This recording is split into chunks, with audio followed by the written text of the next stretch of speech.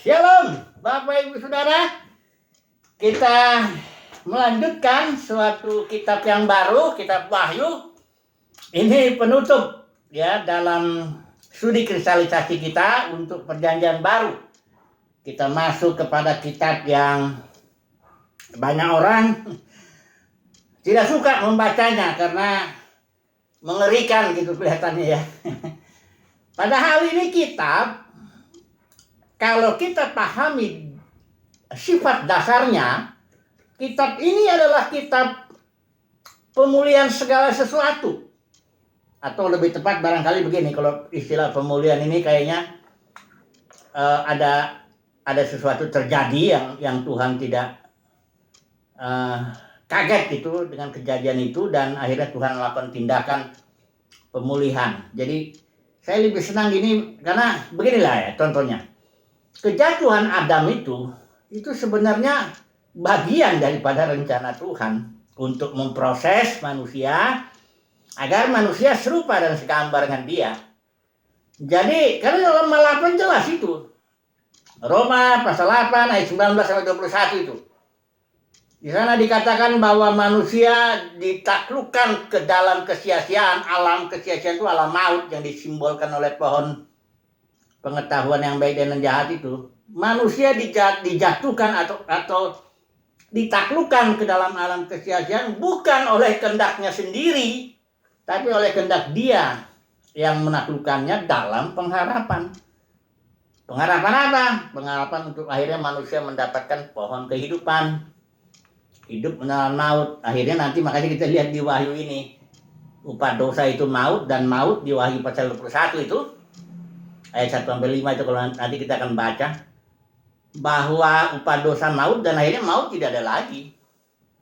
Alkitab juga meneguhkan ya bahwa maut ditaklukkan ya, tidak ada lagi maut ya. Nah, jadi kitab ini adalah kitab pemulihan segala sesuatu ya, pakai istilah apa ya jadi yang paling tepat ini ya.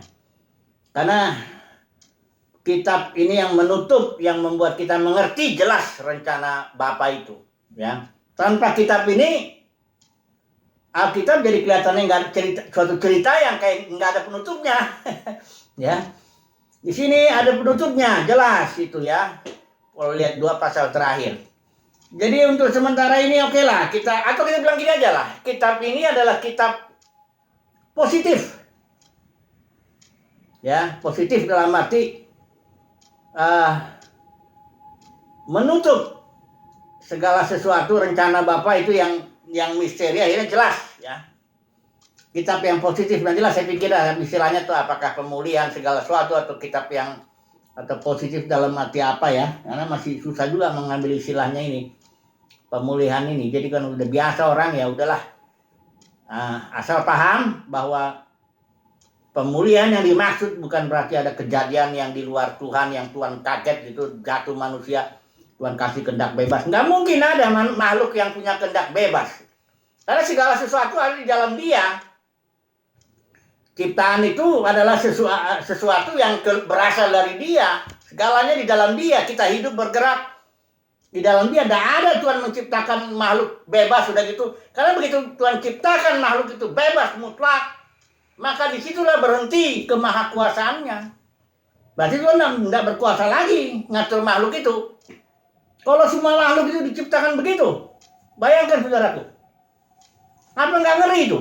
Kalau di surga nanti tiba-tiba ada makhluk punya kehendak bebas, kabur dia atau gimana? Gimana sih? Kita ngajarin Bapa itu, Elohim itu maha kuasa, tapi kita bilang Dia menciptakan manusia dengan kehendak bebas. Aku nggak bisa buat apa-apa lagi. Enggak gitu ya. Kreasio ex nihilo itu saya udah bahas itu banyak sih sebenarnya. Ciptaan dari tidak ada menjadi ada itu juga banyak lah ya. Dalam dunia kekristenan ini saya kacau balau ini. Apa ya? Apa namanya teologi-teologi yang sudah dianggap benar. Ya, kayak universalisme. Istilah itu karena udah pernah ada sinode divonis itu sesat. Udah, pokoknya kalau lihat orang semua manusia selamat, langsung dicap sesat. Nah ini yang susah ini ya. Oke lah, nggak pedulilah itulah. Yang penting sekarang ini dulu ya. Kitab Wahyu yang akan kita pelajari ini, saya beri judul tema ini, kitab yang positif. Kitab, pakai dulu istilah pemulihan segala sesuatu itulah ya.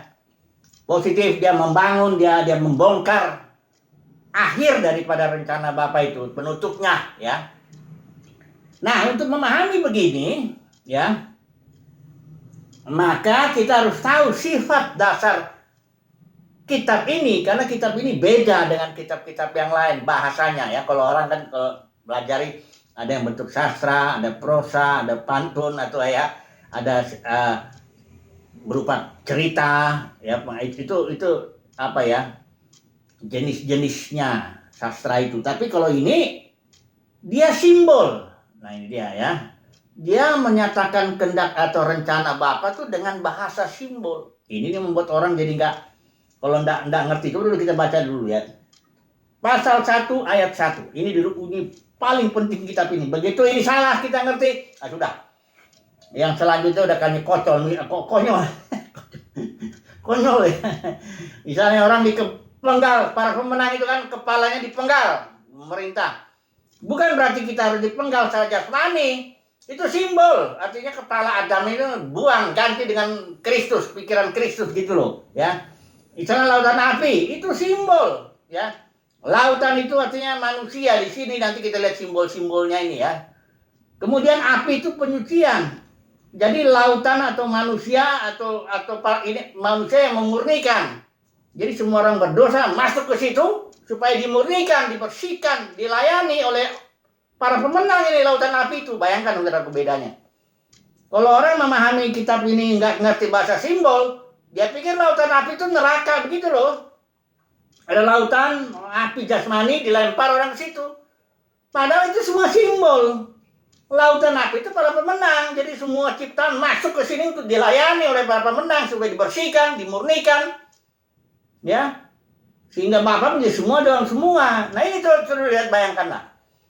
Ya beda sekali ininya. Mari kita lihat dulu ya. Pasal 1 ini saya baca dalam berbagai versi dulu ya. Karena ini ada satu istilah Yunani semaino yang salah diterjemahkan. Saya rasa ini benar ya. Yang literal. Coba dulu kita lihat dulu ya. Mari kita lihat. Saya pakai LI dulu ya. Inilah Wahyu. Ini istilah Yunaninya apokalupto ya. Pembukaan. Inilah Wahyu, kayak apokalupto itu kayak gini. Ini satu benda, ini kan pulpen ya. Kalau saya tutup, enggak kelihatan dia. Enggak ketahuan apa ini benda yang saya pegang ini. Kemudian saya apokalupto, saya buka. Kelihatan